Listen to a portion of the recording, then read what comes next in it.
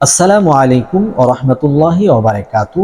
কাছের এবং দূরে যে যেখান থেকে আজকে এই ভিডিওটি দেখছেন শুনছেন সকলকে অসংখ্য ধন্যবাদ। সম্মানিত দর্শক, আজকের এই ভিডিওতে আপনাদেরকে জানাবো আরবি বা হরফ সাদা কাগজের মধ্যে ৬০ বার লিখতে হয়। ৬০ বার লিখলে কি হয় আপনি জানলে অবাক হয়ে যাবেন। এই আরবি বা হরফ খাতার মধ্যে জাস্ট আপনি ৬০ বার লিখুন, দেখবেন একটা অলৌকিক পরিবর্তন ঘটে গেছে। আল্লাহু আকবার কাবীর। এটার মধ্যে এত একটা মুজিজা, এত একটা কারামত আল্লাহ তাআলা দান করছেন, যা আপনি আমলটি করলেই বুঝতে পারবেন। তো এর ফলাফল কি হতে যাচ্ছে চলুন আমরা জেনে নিই। বিষয়টি জানার পূর্বে এখনো যারা চ্যানেলটি সাবস্ক্রাইব করেননি করে ফেলুন, ভিডিওটি শেয়ার করেননি ভিডিওটি শেয়ার করুন। এখন আসুন আমরা ধৈর্যের সাথে শুনে নিই এই আমলটি কিভাবে করতে হবে। এই আমলটি করার জন্য সর্বপ্রথম আপনি নিজে পবিত্রতা অর্জন করে নেবেন। ভালোভাবে ওযু গোসল পর্যন্ত যদি করার প্রয়োজন লাগে আপনি গোসল পর্যন্ত করে নেবেন, না হয় সাধারণ থাকলে আপনি ওযু করে নেবেন, যেন ওযু আপনার সহি শুদ্ধ হয়, সহি সালেম হয়, ওযুটা যেন ভালো থাকে। এরপরে আপনি সাদা এক টুকরো কাগজ নেবেন, যেখানে ৬০ বার আপনি বা হরফ লিখতে পারবেন।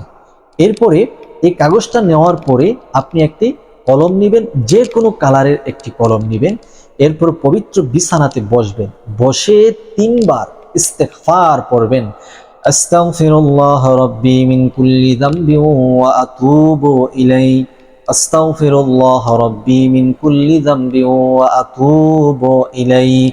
আস্তাগফিরুল্লাহ রাব্বি মিন কুল্লি যামবি ওয়া আতুবু ইলাইহি। বাস, এখন ৩ বার দুরূদ শরীফ পড়বেন। আল্লাহুম্মা সাল্লি আলা মুহাম্মাদ ওয়া আলা আলি মুহাম্মাদ কামা সাল্লাইতা আলা ইব্রাহিম ওয়া আলা আলি ইব্রাহিম ইন্নাকা হামিদুম মাজিদ। আল্লাহুম্মা বারিক আলা মুহাম্মাদ ওয়া আলা আলি মুহাম্মাদ কামা বারাকতা আলা ইব্রাহিম ওয়া আলা আলি ইব্রাহিম ইন্নাকা হামিদুম মাজিদ। ৩ বার ইস্তেগফার, ৩ বার দুরুদে ইব্রাহিম পাঠ করা কমপ্লিট হয়ে গেলে আপনি ওই কলমের সাহায্যে খাতার মধ্যে বা হরফ লিখবেন। যেভাবে কোরআনের মধ্যে অথবা কায়দার মধ্যে বা হরফ লেখা আছে, আপনি ওইভাবে ৬০ বার গনে গনে লিখবেন।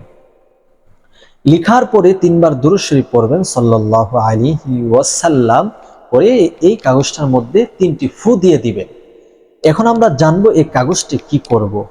বিষয়টি জানার পূর্বে এখনো যারা চ্যানেলটি সাবস্ক্রাইব করেননি করে ফেলুন, ভিডিওটি শেয়ার করুন। এই কাগজটিকে ১ গ্লাস পানিতে ভিজাবেন।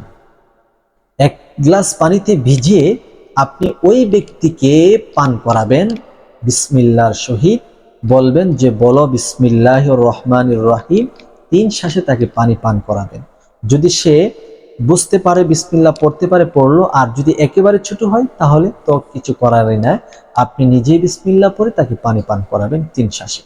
অর্থাৎ যে বাচ্চা অথবা যে ব্যক্তি কথা বলতে পারে না, কথা বলতে গেলে আটকে যায়, উচ্চারণ শুদ্ধ হচ্ছে না, তুতলামি ভাবে কথা বলে, তখন ওই ব্যক্তিকে এইভাবে আমলটি করে ১ গ্লাস পানি খাওয়াবেন। আল্লাহর অশেষ রহমত কারামত দেখতে পাবেন, সে সুস্পষ্ট ভাষায় কথা বলতে শিখবে ইনশাআল্লাহ।